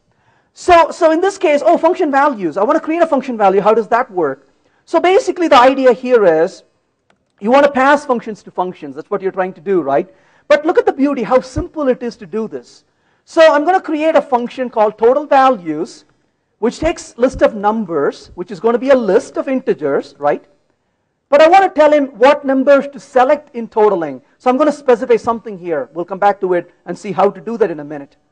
So basically what I'm going to do here is var total equals 0. And I'm going to return total, right? And I'm just going to say here, for each of the elements, so I could say I in numbers. And basically in this case, total plus equals the number I. But I want to select only numbers that the selector is going to accept. We'll come back to it in a minute, right? How we will do that. So give me a few seconds and we can get to that part. Let's make this part work first. So what am I going to do here? I'm going to call this with asking him only to find even numbers. And this is going to only total up even numbers. But notice in this case, I put this inside with a parentheses. This is kind of where Scala kind of limits what you can do. And Scala says you have to put it here. What if I put it outside? For example, I say only total values greater than 4. So I close this here. And I'm going to say at this point, let's remove the print line for a minute. So it eliminates the parentheses. So here say E is greater than 4. Unfortunately, that won't work right now. And the reason it doesn't work is Scala says you need to give me 2 parameters right here. So this may be a little baffling to begin with. However, Scala says just like a function can have multiple parameters, a function can have multiple parameter list. You're like, what in the world is that? Notice I have a wallet, right? My wallet contains some junk and some money, right? That's one list, one collection. But that's not the only collection I have. I've got my backpack that's got more junk in it. So I carry 2 collections with me, maybe more, right? And so why can't you have multiple collections being sent to a function? So what you do in this case is you're going to go back here, close this parameter list with only one parameter in it, open the next parameter list, which also has only one parameter in it, and now it's perfectly fine. As you can see, that works. So I can print this guy here and say, I want to display the result you got here. So val result equals, and I can print the result out when I'm done with this, right? So you can see how that's working. So in Scala, you can write functions with multiple parameter list, and that's how you provide this to be outside of the function call. So the last thing I want to talk about here is traits. So what do traits do? Well, I'm going to define a class which is going to be a human class. So what does a human know? Well, we have a name for a human, right? So we got another 10 minutes to finish this, by the way. So we got a class called human. And within the human, I write a function, listen. And what does the listen function do? Print line, and I'm going to say name plus is listening. So what do? I got a human class. It's got a listen method, right? I want to use this in my code. How do I use it? So I'm going to say, let's create a human class, right? So val, just a variable, right? But it's going to be immutable variable. I don't want to modify this value anywhere. And I'm going to say Josh, being a nice guy, equals, I'm going to say new human. And let's say Josh. Now I want to say, Josh, listen please. And what does Josh do when he listens? He prints out, Josh is listening. But what has this got to do with the human? Who listens? Josh listens. Burden is on him. Who listens? Friends listen to you, right? That's what friends are for. You really had a very tiring day at work. You hate the job that you have. You go meet your friend in the evening and say, I'm so glad you are there to listen to me. And your friend says, tell me how your day was. And you say, you know what, this job sucks. And the friend says, tell me more about it. You say, actually it's not the job, it's the boss that sucks. What does a good friend say? Says, I understand. What does a bad friend say? Maybe you suck, not your boss, right? That's how you know who these people are. But unfortunately, listen is not a characteristic of a human alone. There's one important friend we forgot. What was that? Dogs. And guess what? Dogs listen, never talk back to you, right? What a wonderful friend they are. How do you make a dog a friend now? Idea. Let's inherit dog from human. Dogs don't like it, right? What is the Java way of solving this problem? You're most welcome to leave if you want to. I don't want to force you to be here. How do you make, what was I asking? What's the Java way of solving this problem? Interfaces, friendable interface. Now you have to implement human implements friendable. And the dog implements friendable. Oops, wait a minute, I have duplicated the method in these two places now, right? No good answer. Let's try this again. Let's go back here and say, hey, here is a trait called friend. And the trait called friend has a listen method built into this, right? And then you come to the human and say, human extends friend. So human extends friend. So what does that mean? So now, oh, wait a minute. This guy is going to say, I have a val name which is a string, but it's not initialized. It has to be implemented within the human later on. Oh, what does he want now? I'm going to implement the name in this case. So val name string, and name is a string. Let's see what the error is. Class human needs to be abstract. Why?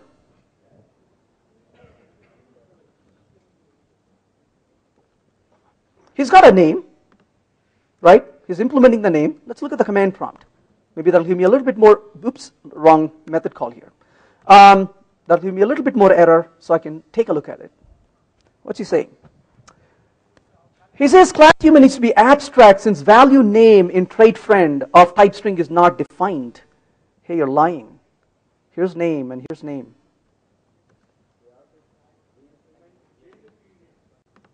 Val. Right? There you go. It's not a setter, it's a val. So Josh is a friend. What am I going to do now? So now I define class animal. My animal has a name too, val name string, right? Class dog, override name, which is a string. This extends from animal, right? Animal with friend. So you included a trait into him. So now what can I do? Val buddy equals new dog, buddy dot listen.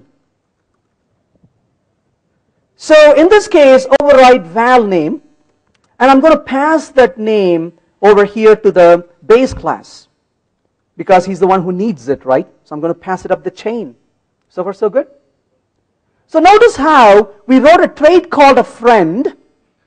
We wrote a human, an animal, and a dog is a friend, and a human is a friend. Make sense?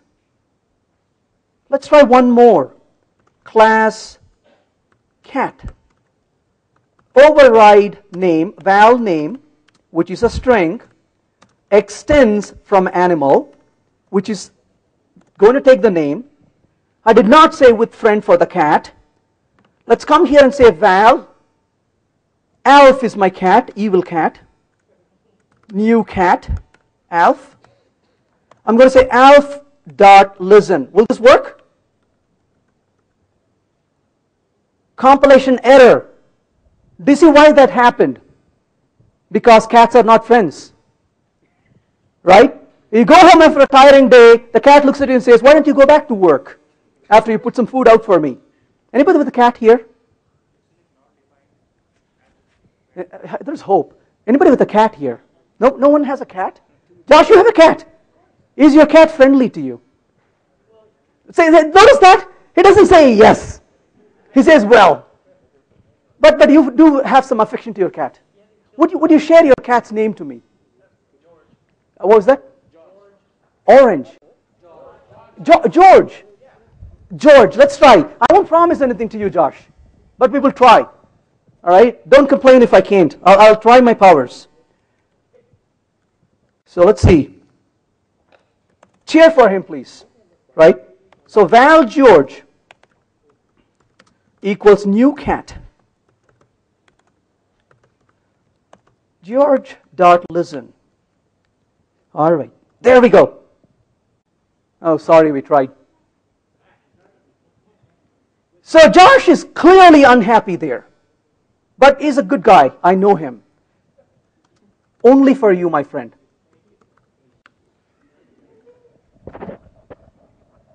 What did we do? No, I'm sorry guys, I can't help you. Your cats are still evil.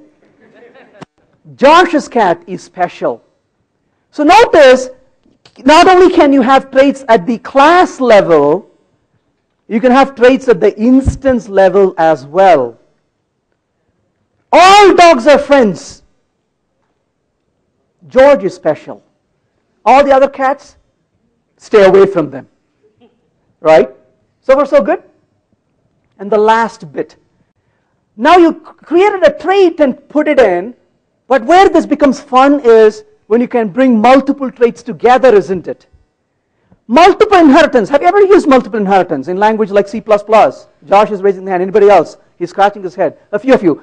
Those of you who used it, do you want to go home tonight and do more of that? Nobody is raising the hand, right? Because one guy. You have a serious problem, sir. Right? We don't want to do it, right? Why not? Because multiple inheritance is like a gorilla. It's cute when you see it in the zoo, but you don't bring it home, right? It creates a mess to deal with, right? Well, okay, to be fair, it's a problem of multiple inheritance in C++. And trait says, what if we bring them together? What if they don't collide? What if they will cooperate with each other, right? That's exactly what traits do. So I'm going to give you one example as the final example to wrap this up. So in my domain, I've got what are called writers. So let's put writers. I've got 5 more minutes to finish this. So let's do this. So writers. So I'm going to create a writer. So we'll say abstract class writer. And I got different kinds of writers. So define write is going to take a message and write it. With me? I can have a string writer, a file writer, a socket writer, encrypted writer. God knows how many writers I can create, right? But let's create one called a string writer, which extends from a writer. So what does it do? Defined write message is string, and it's going to write to where? To a target. So we'll say override. So this is override is required in Scala. So I'm going to say target.append the message given. What does the target do? Val target equals new string builder, right? I'm going to just dump it into a string builder. Let's also write one more method. Override, define toString, and that's going to simply return target.toString. Happy with that so far? So we have a writer that's going to dump stuff to the string. So we can create a file writer, an encrypted writer, and so on, right? So let's play with this. Define write stuff. Where? To a writer. I'm going to write something extremely intellectual, so bear with me while I type this. So writer.write. This is stupid. And I'm going to print the writer. So let's exercise this, see how this works. Write stuff, new string writer. It's going to write to the string and print it out, and that it said this is stupid. Happy with that so far?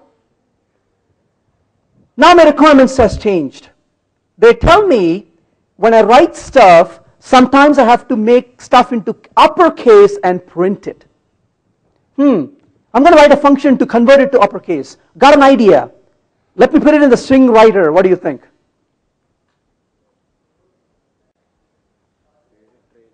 Put it in a string writer, yes or no? Why not? Because there could be other writers, right? File writer, encrypted writer. Hey, I've got to put it in the writer. What do you think? Yes or no? No, why not? It pollutes the writer. You come back from vacation, it's turned into a monster, 20 functions sitting in there, right? Oh my God, what?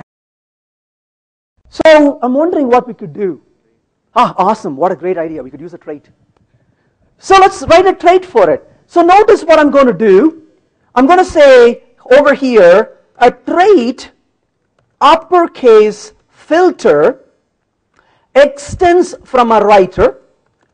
It's got an override abstract override, what a deadly combination of words, define write, which takes a message, and what does it do? It simply says message.to uppercase, right? But it's got to go somewhere, right? Super.write. The word super here doesn't mean super. The word super here means pass this to the object on your left. Remember, objects chained together, right? It passed to the left. So now what happens? I want to write this to the uppercase writer. Let's see how this is going to work. Now I have to use this. Oh, wait a minute. To uppercase is not a member. Did I type this wrong? All right. So now how do I use this? Look at the beauty now. Write stuff, new string writer.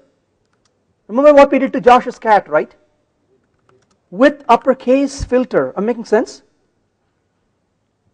And when I run this, notice what happened. Your write call first went to the uppercase writer, correct? That's the one on the right side in the chain. And the uppercase writer converted to uppercase and sent it to the writer, which wrote the uppercase. With me? Let's do two more examples real quick in this. I'm going to put one more trait. This trait was specially created for me, by the way. As I figured out one day, very sadly, I'm the bad guy in my house, I was told.